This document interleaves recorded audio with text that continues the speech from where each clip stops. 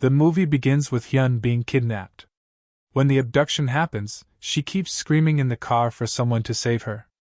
But the road is empty, and no one hears her voice, while her captor tells her to be quiet, informing her that no one can rescue her. Hyun notices that her captor has a bird tattoo on his arm. After that, the kidnapper finishes his cigarette, closes the car, and travels back to 1994. We see Hyun working with her mother in a shop that sells antiques and statues. She leaves the shop to meet her friend Abi, asking her about the ID she requested.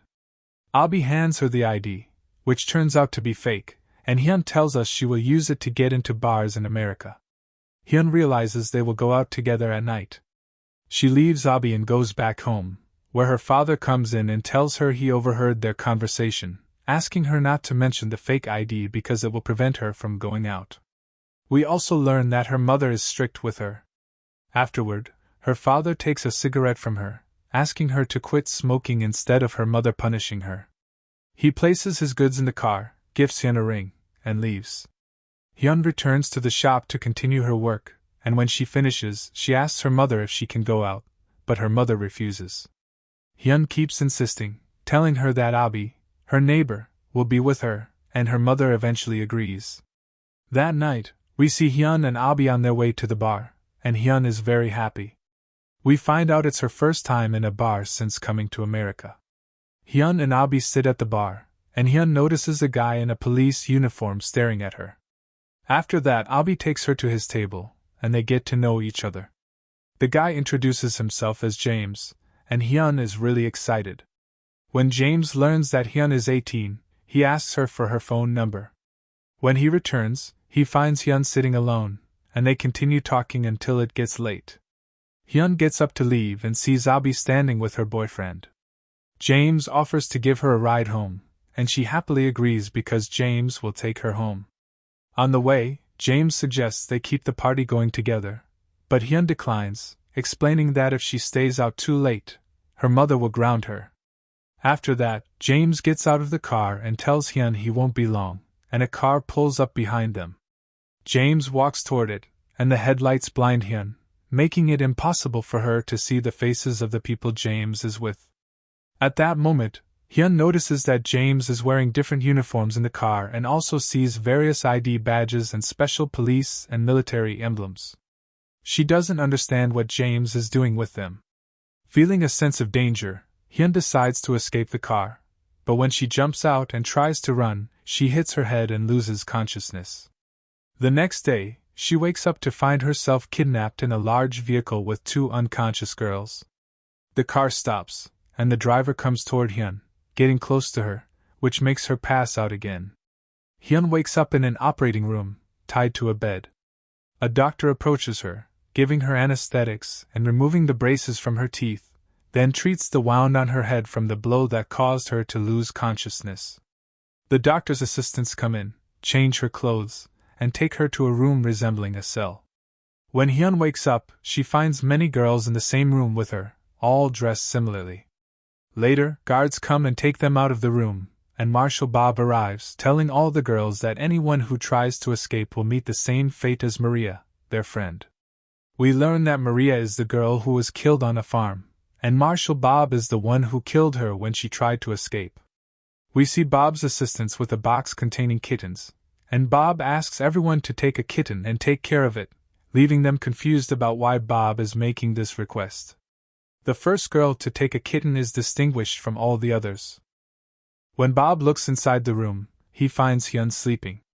He enters and tells her that he knows everything about her, mentioning all the information related to her. Then, he asks her to rest, and after that, she will start working and join the other girls. He tells her that her new name will be Aiden, which is the name she will work under, and he asks her not to let anyone know her real name. Hyun doesn't understand what's happening. We see James, who kidnapped Hyun, and we learn that he works with a gang that traffics girls. He says he will kill her if she tries to escape, and he will also kill her family. The next day, we see Aiden standing among the girls and she is very scared. Then, Fugan comes in and distributes dresses to them, revealing that they will work as prostitutes. He takes Aiden and her friend and brings them into a room. A girl comes in and ties them up, torturing them, while Fugan films them. After the day ends, they leave.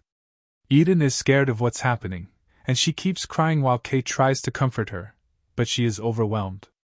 The next day, Fugan takes Aiden to a hotel and brings her to a new sponge, takes the payment from him, and leaves them together.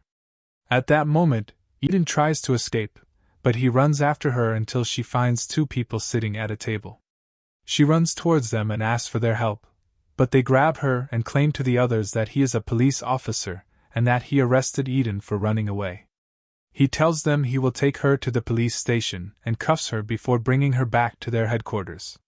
When she returns to the headquarters, Fugan ties her up and continues to beat and torture her, putting her in ice until morning. After a while, Aiden gets used to the situation she's in and doesn't have any friends other than her friend Kay, who spends all day with her. One day, Aiden sees the ring her father gave her as a gift, and she tells Kay that it's her ring, and they took it from her as soon as she arrived at the place.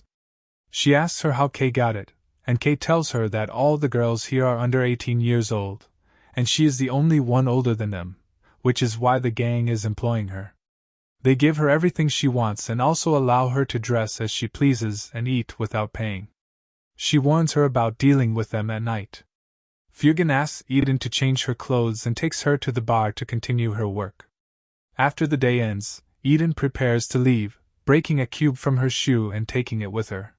When she arrives at the headquarters and enters her room, she finds Kay sitting on her bed, and another girl is fixing her hair. Kay tells her she will sleep in her spot and asks her to sleep somewhere else. Aiden gets upset when she sees Kay wearing her ring and goes to bed, staying awake, waiting for all the girls to fall asleep. When everyone is asleep, Aiden attacks Kay and stabs her in the neck with the heel of her shoe, trying to take the ring from her. Kay is close to dying, but someone comes in and saves her, hitting Aiden and deciding to punish her. When he finds out she tried to kill Kay for the ring, he orders her to swallow it and threatens to kill her if she doesn't obey. Aiden indeed swallows the ring. After that, Aiden asks Fugan to let her work with him in accounting and not to send her out to other jobs. When he refuses, she keeps begging him, telling him she used to work in accounting before and that she has grown up and is now 19 years old. We learn that they only take in underage girls and that anyone who turns 18 does not leave the headquarters. Fugan gets angry with her and tells her that she still looks young, which is why she will continue to work with her friends. At night, Fugan takes Aiden and the other girls to a party to continue their work. At the end of the day, he sits with himself and is convinced by Aiden's words because he doesn't know how to calculate well, and he agrees to let her work with him in accounting. He calls her over and tells her she will be his assistant, starting her work now. He takes her with him to collect payment from the party owner. While Fugan and Hyun are collecting the payment, the other girls escape from the party. Fugan doesn't know where they are, so he takes Aiden and they go down to search for them. Aiden knows that the girls have agreed to escape and knows where they are, and she decides to tell Fugan where they are so he will agree to let her work with him in the gang. With her help, he manages to catch the girls and brings them back to their headquarters. At night, Aiden goes into the bathroom, takes her ring, cleans it, and puts it on. In the morning, Fugan gathers all the girls to assign them their tasks, and tells each one what to do, except for Aiden. He takes her home to clean it. When she finishes, he brings her back to the gang's hideout and takes her to the office where Sarah is. He tells her that she will work in Sarah's place in the office and will answer the calls. The devices indicate that Bob was present at the scene where the officer was killed, but Bob insists that he's definitely mistaken and leaves. We go to the gang's hideout and see Aiden in her new job, answering clients and recording their orders. Then, a customer calls her and asks about the price. She realizes he is from the government, and tells him the price is $500, but she refuses to give him any more details. The next day, we see Fugan, Aiden, and a woman carrying the bodies of two girls that Fugan killed. They arrive at the lake to dispose of the bodies in the water, and Bob is with them on the boat. After Fugan finishes with the bodies, Bob is struck on the head and killed. When Aiden asks him why he did that, he says it was an order from their big boss because Bob had become a threat to them. After that, Fujin trusts Aiden and relies on her for everything. One day, he takes her with him to visit a gang member. Aiden notices that he has the same tattoo as the person who kidnapped her, and she realizes he is the same person. Later, Aiden enters a room that looks like an operating room, and in the next room, she sees her friend Kai, who is pregnant and very happy to see Aiden. When Aiden asks her why she is in this house, she tells her she is about to give birth, and that they brought her here to take care of her until she delivers. But Aiden tells her that they brought her here to kill her because she is pregnant, and she offers to help her escape. However, Kai doesn't believe her and asks how she ended up here. Kai realizes Aiden worked with the gang, which upsets Aiden, and she leaves her. Aiden goes to Fujin, and they watch the news about Bob's death.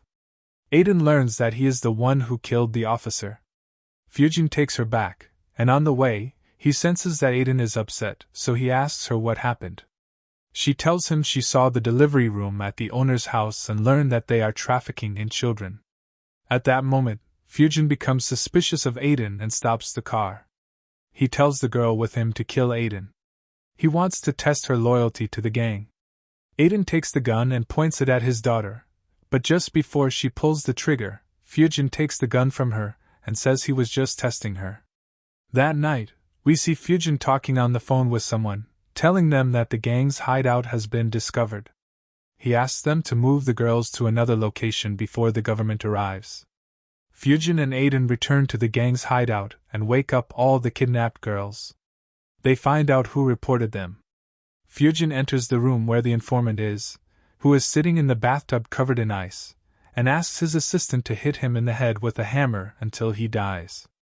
Aiden burns all the documents related to the gang so that no one can reach them, and they put all the girls in a big truck to transport them. After they finish, Fujin takes Aiden home, carrying a bag full of passports, and tells her to take one. When Aiden asks where they will travel, he tells her they are going to Dubai. Fujin goes inside to prepare his bag, and Aiden goes to his drug cabinet. She takes the bottle he uses for drugs and puts poison in it. Fujin comes back, takes the bottle, and starts drinking from it. He coughs and looks tired, and then he dies. Once Aiden is sure he is dead, she grabs the bag with the money and passports, takes some drugs with her, and tries to cut off the bracelet on her ankle that has a tracking device so that no one from the gang can find her. She goes to the place where her friend Kai is imprisoned and asks the man in charge if she can buy her. He refuses, saying he wants a bigger amount, and she continues to negotiate with him, but he keeps refusing. She then asks if she can go in and say goodbye to her friend and promises to give him the money he wants. He agrees and takes her in to see her. At that moment, Aiden pulls out the syringe she has and injects it into his neck, making him pass out. Aiden goes in to rescue her friend Kai, who has given birth, but Kai refuses to escape with Aiden. She says she wants to stay with her baby because they took her away to prevent her from escaping. Aiden tells her that the gang is after her baby, which makes Kai sad. But Aiden reassures her, telling her they have to escape immediately. She takes her with her in the car, and they arrive at a phone booth. Aiden parks the car and gets out to call her mom, telling her she is still alive. Her mom cries and is happy that her daughter hasn't died. And that's how our film ends. If you like the movie, don't forget to hit like and subscribe to the channel.